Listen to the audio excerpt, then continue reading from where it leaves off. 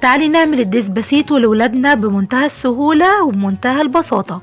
باتنين بيضة بس هتعملي 4 قوالب زي ما انتوا شايفين كده. بسم الله ما شاء الله، تحفة جدا. وباتنين بيضة بس. يلا اقول لكم على الطريقة والمقادير بسرعة، يلا بينا. لو انت اول مرة تشوفيني، انا اسمي فاطمة ودي قناتي على اليوتيوب اسمها الحلو الحادق مع فاطمة. اعملي متابعة ولايك واشتراك ويلا بينا نشوف الديسباسيتو الحلوة دي، يلا بينا. اول حاجة معانا بولة هنحط فيها 2 بيضة، ومعانا كوباية من السكر هنحطها بالتدريج على 3 مرات، وهنضرب بقى بالوكس اليدوي زي ما انتم شايفين. يعني سهلة جدا وبسيطة ان شاء الله. بعد ما حطينا السكر وبالتدريج كده هنبدأ نحط الفانيليا، نص معلقة صغيرة من الفانيليا، وهنضرب كويس لغاية لما القوام بتاعنا يبيض ويفتح باللون اللي انتوا شايفينه ده. وهنبدأ بقى نحط كوباية من الحليب دوت بدرجة حرارة المطبخ. هنبدأ نحط منه كوباية وهنبدأ نقلب تقليبة خفيفة، وبعدين نحط نص كوباية من الزيت. الزيت بس يكون اهم حاجة، يكون ريحته كويسة علشان يدي نتيجة كويسة. وهنحط بقى كوباية من الدقيق تكون منخولة كذا مرة، نص معلقة صغيرة من الملح، ومعلقة كبيرة من البيكنج باودر، ومعلقتين كبار من الخل. وبعد كده هنبدأ نحط نص كوباية من الكاكاو الخام الدارك، يكون نوعه كويس، ده كاكاو اسباني يكون نوعه كويس عشان يديه درجة اللون الحلوة اللي في الديسباسيتو اللي انتوا شفتوها دي. هنبدأ بقى نقلب كده كويس جدا زي ما انتوا شايفين، هنقلب في اتجاه واحد لحد ما الدقيق كله يختلط ويبقى معانا بالشكل ده. هنجيب بقى قوالب الديسباسيتو. لو انتي القوالب بتاعتك مش موجودة ومش متوفرة، انا كمان عندي القوالب مش متوفرة عندي، فجبت القوالب اللي انتوا شايفينها دي، وهبدأ احط فيها يعني ربع القالب كده بالشكل ده. زي ما قلت لكم المقدار خد معايا 4 قوالب بالشكل ده. بعد ما حطيت ربعهم كده هبدأ اخبطهم خبطة كده خرج منهم الهواء، واحطهم في صينية زي ما انتم شايفين كده، وادخلهم الفرن على درجة حرارة 170 لمدة من تلت ساعة لنص ساعة. هيبقوا معانا بالشكل ده. شايفين ما شاء الله الكيك الفيدج ده كيك فيدج بجد ناجح جدا وطري وهش، وبجد طعمه حلو جدا جدا زي ما انتم شايفين، وبيطلع من القوالب بمنتهى السهولة. يلا بقى بينا نعمل الكريم شانتيه اللي هنحشي بيه الديسباسيتو بتاعنا. معانا هنا نص كوباية من السكر وعليهم كوباية من المية المتلجة، بس هنحط المية بالتدريج زي ما انتم شايفين، وكوباية من الكريم شانتيه، ومعلقتين كريم باستري او باستري كريم، ده بيدي غناوة وطعم حلو جدا. بعد ما خلصت الكريم شانتيه بالشكل دوت، انا مش عايزاه يبقى ابيض، انا عايزاه يبقى موس شوكولاته. وموس هعمله موس شوكولاته اقتصادي جدا. هندوب مع كيس نسكافيه على معلقتين من الميه، وهنحط عليهم معلقتين من السكر، وهنحط عليهم معلقتين كبار من الكاكاو الخام الاسباني. هدوب بقى كل الخليط دوت بالشكل دوت عشان يبقى معايا موس شوكولاته تحفه جدا واقتصادي من البيت. وطعم النسكافيه بجد هيديله طعم حلو جدا للناس اللي بتحب النسكافيه، وممكن الاستغناء عن النسكافيه لو متحبيش طعم القهوه في الكريم شانتيه بتاعك، بس بجد بيديله طعم حلو جدا. هقلبه كويس جدا لحد ما يختلط الخليط كله والقهوه تدوب في قلب الكريم شانتيه بالشكل ده. هنجيب بقى القوالب اللي معانا بالشكل ده، وهنبدأ نخرمها بالشكل ده بعود كده شيش طاووق زي ما انتم شايفين. هخرمها وهبدأ انزل عليها بالصوص كده ربع كوباية من الحليب، عليهم معلقتين كبار من الكاكاو المحلى بالشكل دوت. وممكن جدا ما تحطيش كاكاو، ممكن تحطي شوكولاتة، او ممكن تخلي حليب وسكر بس، وممكن يبقى شربات خفيف مية بسكر.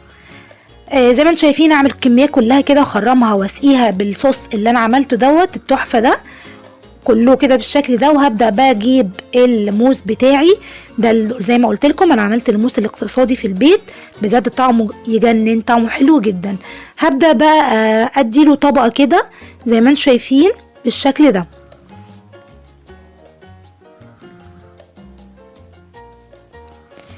بعد ما حددتهم طبق كلهم هبدأ اسويها كده بظهر المعلقة، علشان خاطر هعمل الصوص دلوقتي بتاع الجناش اللي بتحط على الديسباسيتو من فوق. طبعا هدخل الاطباق دي هدخلها التلاجة، كل مرحلة هدخلها التلاجة عشان يجمد شوية. تعال نعمل بقى الصوص اللي انا قلت عليه دوت. معانا كوباية من الحليب هسخنها على النار او هغليه كويس على النار، واحط لهم نص كوباية من الشوكولاتة الخام زي ما انتم شايفين كده، او 250 جرام من الشوكولاتة الخام بالشكل ده، وهدوبهم في الحليب.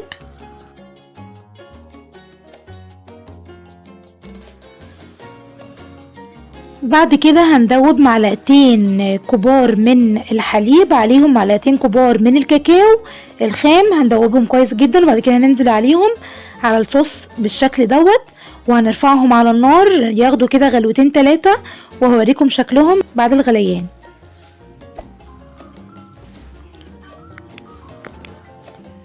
بعد ما الصوص بتاعي غلي زي ما انتم شايفين كده، زي ما انتم شايفين هنحطه على جنب لحد ما يبرد، ونطلع قوالب ديسباسيتو من التلاجة. زي ما قلت لكم كل مرحله بدخلها التلاجة عشان يتماسك معايا القالب زي ما انتم شايفين. طبعا بعد ما عدى فتره كده على الصوص بتاعي ودخلته التلاجة جمد معانا بالشكل ده زي ما انتم شايفين. بصوا قوامه تحفه جدا، وجناش اقتصادي، وجناش بجد حلو جدا ينفع لجميع الطرق. وانا عملته قبل كده معاكم في فيديو منفصل، هسيب لكم الرابط تحت في اسفل الفيديو. بجد جناش حلو جدا وطعمه تحفه تحفه تحفه. طبعا غطيت القوالب كلها بالشكل دوت بصوص الشوكولاته. طبعا بعد ما هخلصه هدخله على التلاجة يتماسك برضو شويه.